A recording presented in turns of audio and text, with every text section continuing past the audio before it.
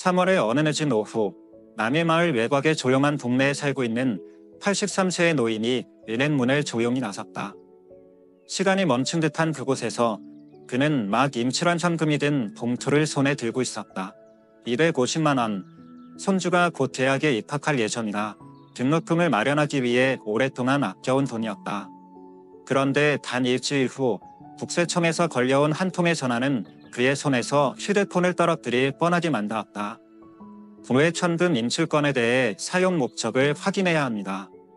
현재 고객님은 특별관리 대상에 지정되셨습니다. 심장이 멎을 뻔했다.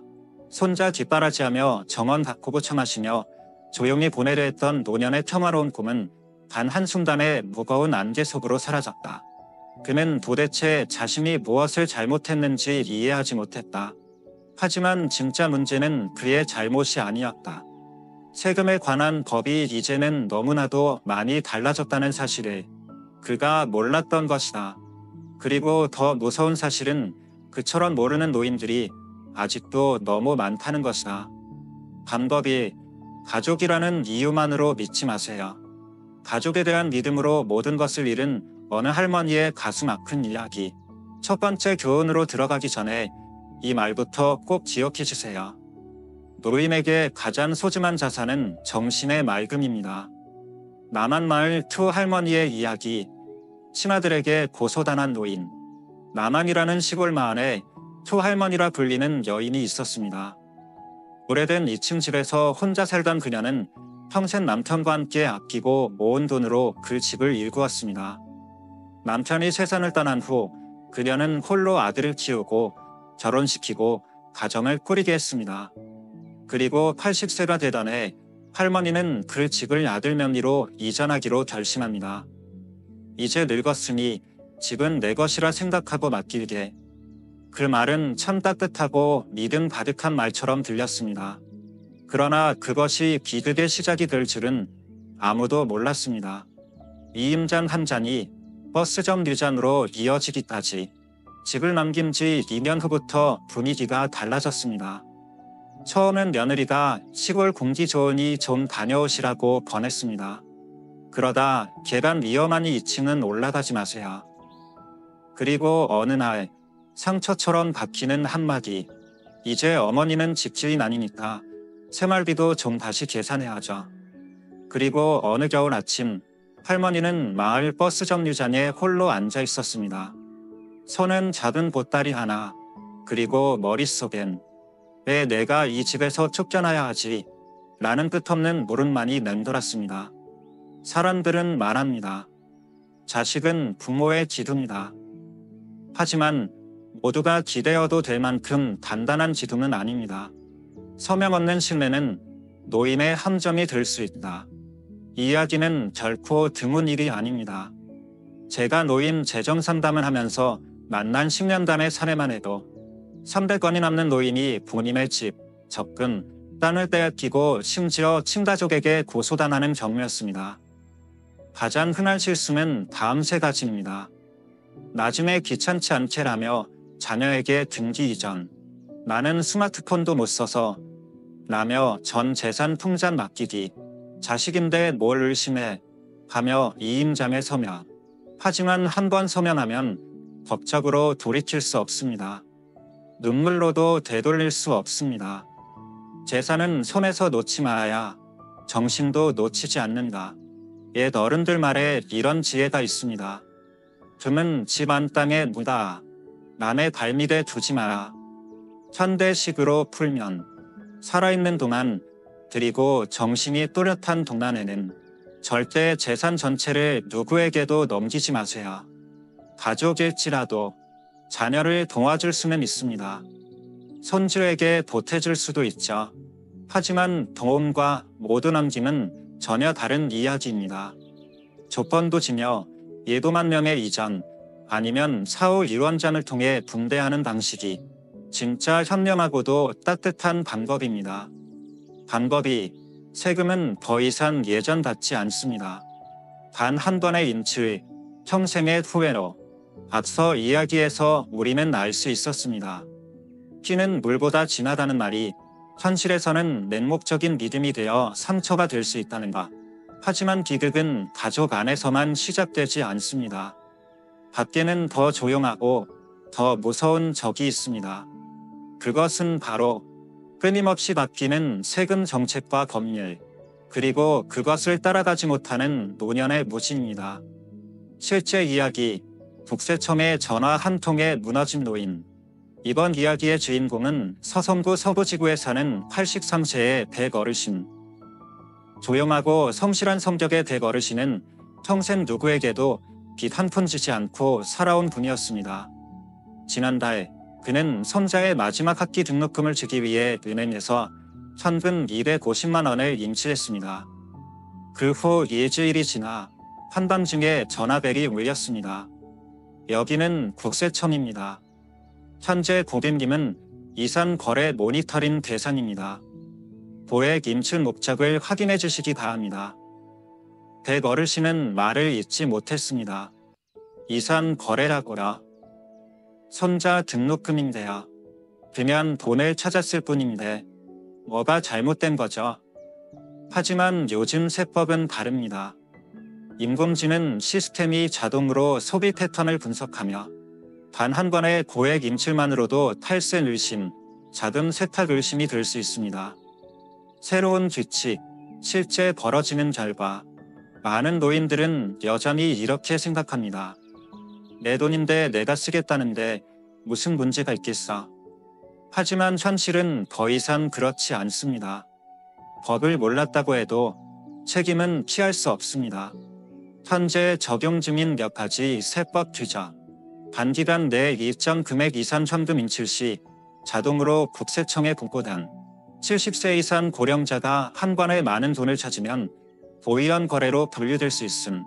같은 사람에게 한 달에 여러 번 송금 시 증여세나 불법 재산 이전으로 의심받는. 손주에게 차 사주려고 돈 준 것일 뿐이지만 딸에게 집 고치라고 송금했을 뿐이지만 세금 시스템은 그것을 이상한 수치로만 인식합니다. 당신의 사연을 몰라줍니다. 노인들이 세금에 거대에 빠지는 이유는 정보를 최신으로 알지 못한 예전엔 괜찮았으니까 지금도 괜찮겠지라는 아니란식이다. 자녀나 지인에게 거래를 맡겨 명의가 불명확한 실수로 하는 돈이 고의성없는 위반이라 해도 법적 처벌 가능성 있음. 난 나쁜 의도 없었어 라고 말해도 법은 의도가 아니라 행위와 결과를 기준으로 판단합니다. 세금 덫을 피하려면 어떻게 해야 할까? 옛말에 이런 말이 있습니다. 많은 책을 읽는 것보다 한 걸음 먼저 아는 것이 지혜다. 다음 세 가지는 꼭 기억하세요. 고액 현금 거래는 반드시 사용 목적을 증빙할 서류를 준비해두세요. 한 달 내에 과도한 임출은 피하고 계획적으로 나눠서 임출하세요. 이체 내역, 영수증, 계좌 화면 사진 등을 항상 보관하세요. 예상치 못한 조사가 들어올 경우 유일한 방어 수단입니다. 혼자 힘들다면 믿을 수 있는 재정 전문가에게 도움을 요청하세요.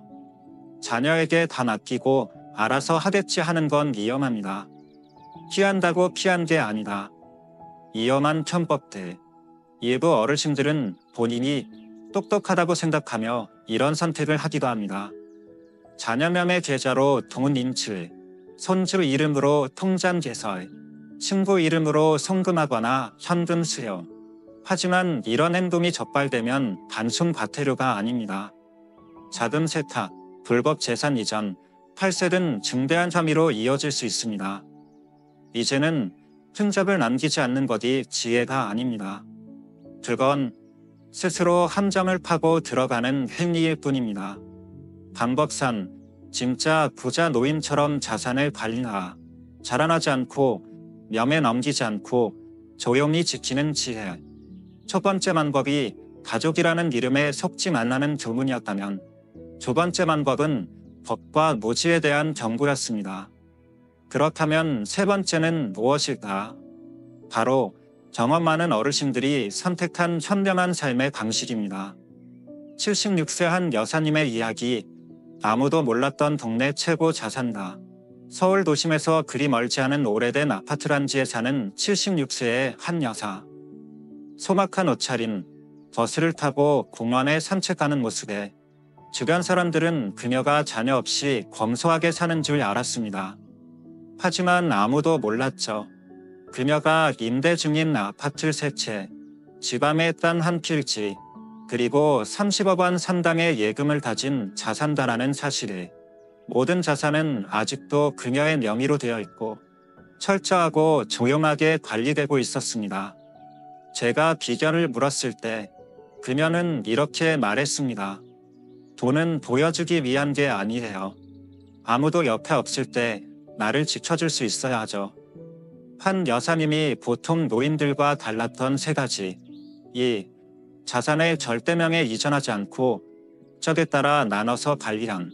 아파트는 본인 명의로 유지하되 계약은 전문 업체를 통해 투명하게 진행. 예금은 일부는 일반 통장, 일부는 만기 분산된 정기예금. 모든 자산 내역은 손글씨로 정리된 수첩에 기록.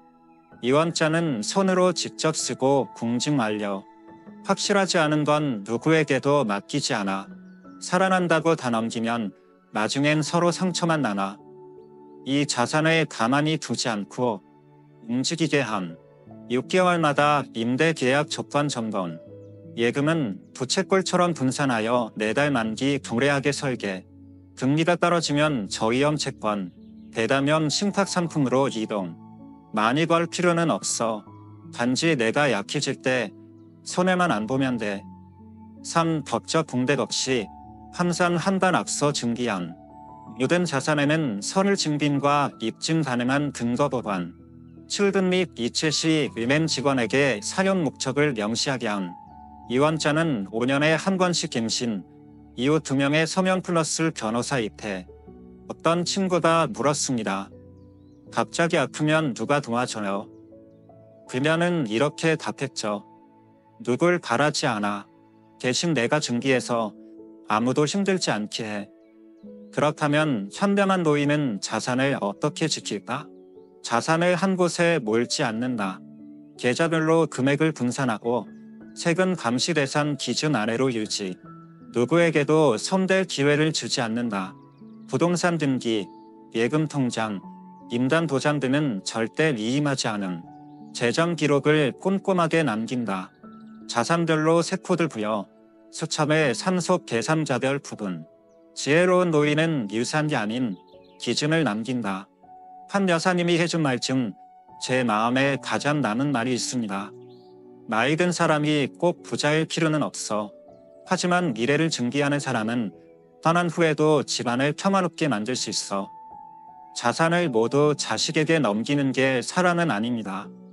그렇다고 다 옮쳐지는 것이 이기심도 아닙니다. 진짜 중요한 건 살아있는 동안 주인으로 있고 떠난 후에는 모든 것이 명확하게 정리되어 있어야 한다는 것. 인생을 살다 보면 어느 순간 얼마나 벌었는가 보다 피땀 흘려 모은 돈을 어떻게 지켜내는가가 더 중요해지는 때가 옵니다. 진짜 지혜로운 노인은 돈을 잘 버는 사람이 아니라 삶의 가치를 끝까지 지켜낼 줄 아는 사람입니다. 누구도 반 속에 누문 사람을 두고 정말 부자였지라며 감탄하지 않습니다. 대신 조용히 이렇게 속삭이죠. 그 어르신 참 의리 있는 분이셨어. 그분 뭐든 미리미리 증기하셔서 나는 사람들끼리 말 나올 일 없었어. 그게 바로 진짜 남기는 삶입니다. 이제 3가지 이야기를 모두 들으셨습니다. 그리고 혹시 이렇게 생각하고 계신가요? 이 나이에 뭘 세상 바꾸겠어. 그렇다면 이 말을 꼭 기억해 주세요. 자기 자신에게 정직해지기엔 결코 늦은 나이는 없습니다.